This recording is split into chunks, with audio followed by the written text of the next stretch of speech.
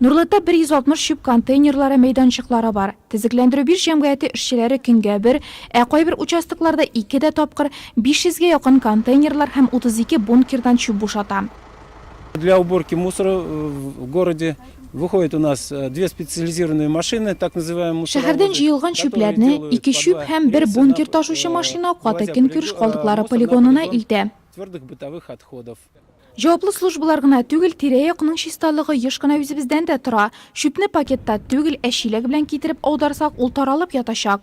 Кайбер нурлатылар шүп пакетын тотып контейнерга барып торуны кирәк дип тапмый, кая тели шунда бәреп калдыра. Вакытында договор заключить итәргә вывозты буга 0,12 куба бер кешегә айга 16 сум 75 тиен түлиләр.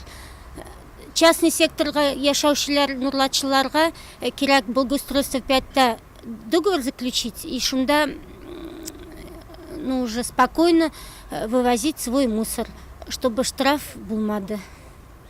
Также магазин бездә 40 организация вывозты буга договор заключить итмәделәр. Аларны тоже безгә килеп, благоустройство 5-ка килеп, договор заключить итеп, спокойно штрафсыз эшләргә.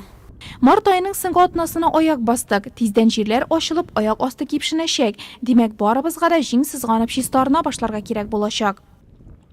Двухмесячник 1 апрельдән 31 майга хәтле үтә. Бу 2 ай эчендә зур эшләр эшләнә. Организациялар